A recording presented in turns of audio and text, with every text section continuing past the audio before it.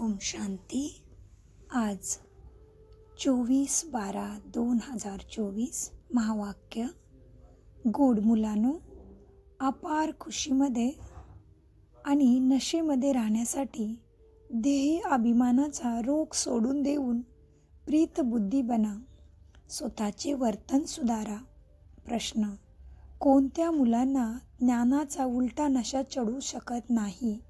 उत्तर: जे बाबांना यथार्थरीती जाणून आठवण करतात, अंतःकरणापासून बाबांची महिमा करतात, त्यांची पूर्णता अभ्यासावर लक्ष आहे, त्यांना ज्ञानाचा उलटा नशा चढू शकत नाही। जे बाबांना साधारण समजतात ते बाबांची आठवण करू शकत नाही। आठवण करत असाल तर बाबांना आपला समाचार देखील जरूर द्याल।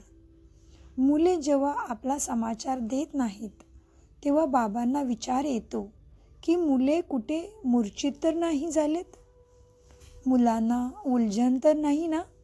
तर बाबांना समाचार द्यायचा आहे। ओम शांती। बाबा बसून मुलांना समजावून सांगतात, मुलांनो, जेव्हा कोणी नवीन येतात तर त्यांना हद आणि बेहद दोन्ही पित्यांचा परिचय द्या।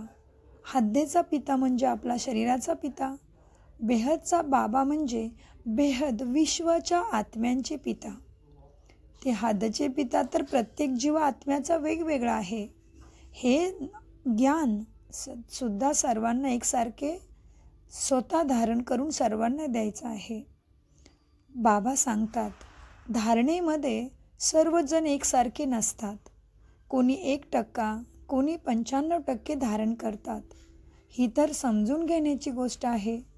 सूर्यवंशी चंद्रवंशी घराणा असेल ना, यथा राजा राणी तथा प्रजा। प्रजामध्ये सर्व प्रकारचे मनुष्य असतात। प्रजा अर्थात प्रजा। बाबा समजावून सांगत आहेत, हे शिक्षण आहे मुलांनो। प्रत्येकजण आपल्या बुद्धीच्या कुवतीनुसार शिकतात। प्रत्येकाला आपापला पाठ मिळालेला आहे। ज्यांनी कल्पापूर्वी जितका अभ्यास धारण केला आहे तितकाच आत्ता देखील करतात।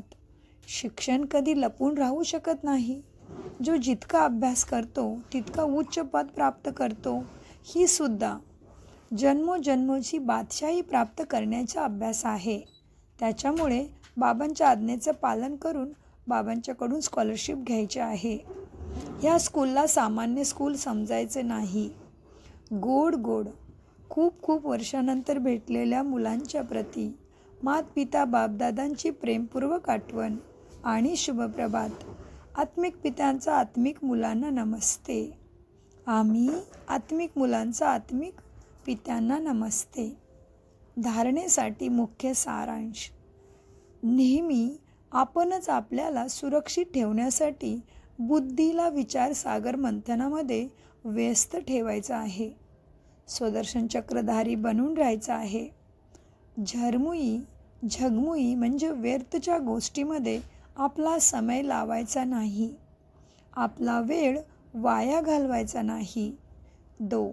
शरीरापासून डिटॅच राहण्याचा अभ्यास बाबा जो शिकवतात तो शिकायचा आहे।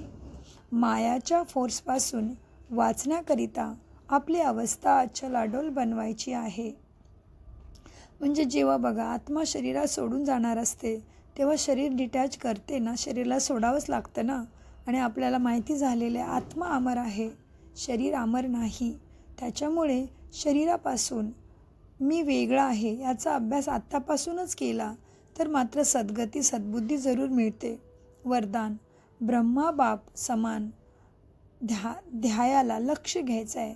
जसं आपण अभ्यास करताना लक्ष असतं की मला डॉक्टर बनायचे, मला अमुक पद प्राप्त करायचे, तसंच ब्रह्मा बाप समान देहाला लक्षणामध्ये आणणारे प्रत्यक्ष उदाहरण बनून सर्वांचे सहयोगी भव। वरदानाचा विस्तार: जसे ब्रह्मा बाबांनी स्वतःला निमित्त उदाहरण मूर्त बनविले, कायम यह लक्ष लक्षणामध्ये आणले। जो ओटे सो अर्जुन याद्वाराचं नंबर 1 बनले असे फॉलो फादर करा। कर्माद्वारे नेहमी स्वतः जीवनामध्ये गुणमुहूर्त बनून प्रत्यक्ष उदाहरण बनून इतरांना सहज गुण धारण करण्याचा संयोग द्या. याला म्हटलं जाते गुणदान. दानाचा अर्थच आहे संयोग देणे. कुठलीही आत्मा आता ऐकण्याऐवजी प्रत्यक्ष प्रमाण बघू इच्छित आहे तर आधी स्वतःला गुणमुरत बनवा. वरदान. सर्वांमधील निराशाचा आधार दूर करणारे ज्ञान दीपक आहेत. सर्वांमधील निराशेचा अंधार दूर करणारेच ज्ञान दीपक आहेत. ओम शांती. ओम शांती. ओम शांती. गोड गोड बाबांचं अनगणित पदमगुणा शुक्रिया.